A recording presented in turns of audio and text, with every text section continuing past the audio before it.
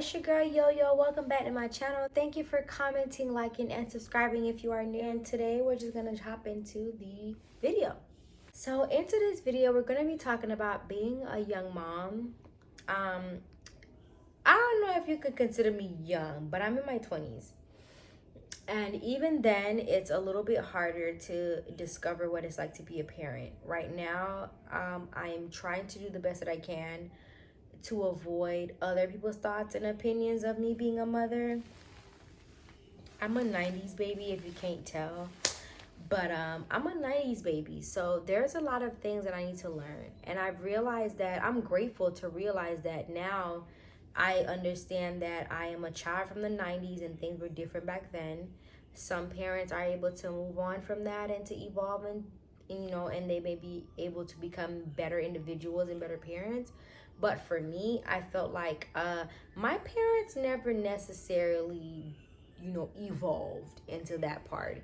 I find myself being a 20-something-year-old in 2020 as a parent.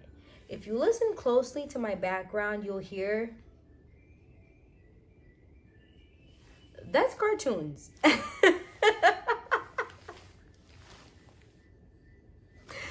That's cartoons playing in my background. So therefore, you can tell that I'm a working mom. I'm doing the best that I can to evolve as a parent. It's different because I have a boy.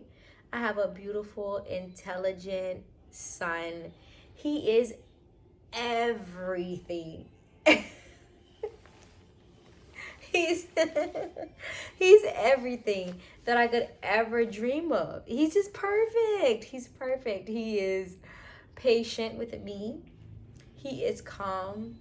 He calls me his queen. I didn't ask him to do this. He just calls me his queen. I love my son. And this is a message for you. Okay, baby boy, a message to my son. Message to my son. I love you. You are greater than you know. Being that I'm your mother, I may not know much, but I know what I have. I know what I conceived, and I know that you are better and greater than anything that I could ever imagine. I love you, and you are a piece of me that I thought could never exist. You are the reason why I love. You are the reason why I live. You are the reason why I'm here. And I want you to hear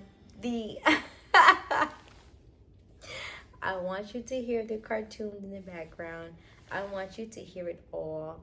I love you and I care for you, and you make me want to live. You make me live a different life.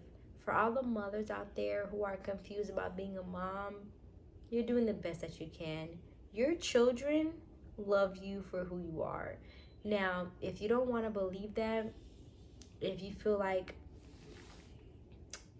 you can do more or better then by all means. But your children love you for who you are. They don't know any better. If you are not happy with who you are, I suggest you change that. Your children love who you are, and your children love everything about you because they don't know any different.